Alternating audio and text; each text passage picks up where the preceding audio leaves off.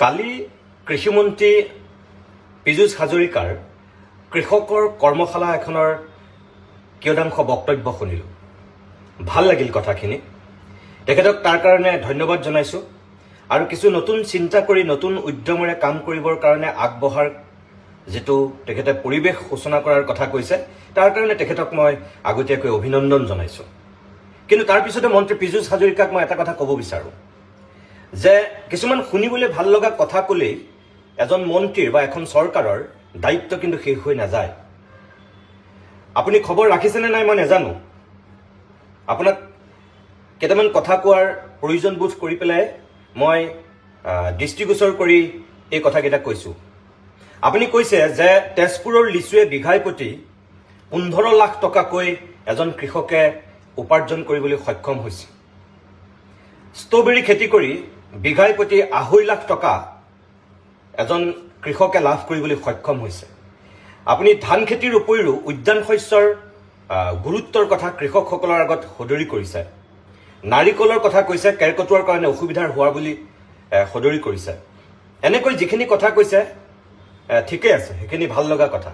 কিন্তু আপুনি গম পায়নে যে আপোনালোকৰ চৰকাৰৰ দিনতেই জাতীয় ফল হিচাপে ঘোষণা কৰা অসমৰ কাজি নেমুৰ কৃষকসকলৰ বৰ্তমানৰ অৱস্থাটো কেনেকুৱা? GI টেগ লাভ কৰিছিল আপোনালোকৰ চৰকাৰৰ দিনতেই। জাতীয় ফল হিচাপে কাজি নেমুক স্বীকৃতি দিয়া হৈছিল আপোনালোকৰ চৰকাৰৰ দিনতেই। আজি লেমন ভিলেজ হিচাপে যিখন গাঁৱক আপোনালোকে ঘোষণা কৰিলে তিনিচুকীয়া জিলাৰ ডিৰাক অঞ্চলত, সেই গাঁওখনৰ এজন কৃষকে এটা নেমু বিক্ৰী কৰি আছে 30 পইচা। 30 পইচাত এটা নেমু আজি বিক্ৰী হৈ আছে। যি নেমু চিঙে তেওঁলোকে লাভ কৰে তাত 20 পইচা, অৰ্থাৎ এটা নেমুৰ দাম 50 পইচা এজন কৃষকে পায়, তাৰে তেওঁলৈ থাকে 30 পইচাহে।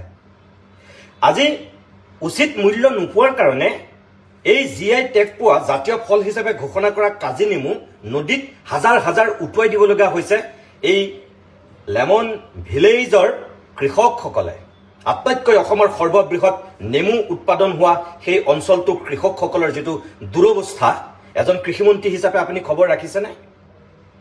সোধক, তালৈ যাওক, এবাৰ চাওক তাত কি হৈ আছে। গতিকে কিছুমান কথা এনেই ইয়াত কৰ্মশালা পাতি AC ৰুমত বহি ক'লে নহ'ব। শুনিবলৈ ভাল লগা বুঢ়ী আইতাৰ সাধুৰ কথা আমি বহুত শুনিলোঁ। এই খোলামুখৰ শুনি ভাল লগা সাধু কথাবিলাক সৰুতে যে আমি শুনিছিলোঁ আইতাৰ মুখত, ককাৰ মুখত, তেনেকুৱা আৰু সাধু কথা এতিয়া কৃষকে শুনাৰ কোনো প্ৰয়োজন নাই। বাস্তৱ যিটো, সেইটোৰ মুখামুখি হৈ তেওঁলোকক ফলপ্ৰসূ এক ব্যৱস্থা দিয়াৰহে মই ভাবোঁ সময় আহিছে এগৰাকী মন্ত্ৰী হিচাপে, এখন চৰকাৰৰ দায়িত্বশীল এগৰাকী ব্যক্তি হিচাপে। বাকী বিচাৰ আপোনালোকে কৰিব। ধন্যবাদ।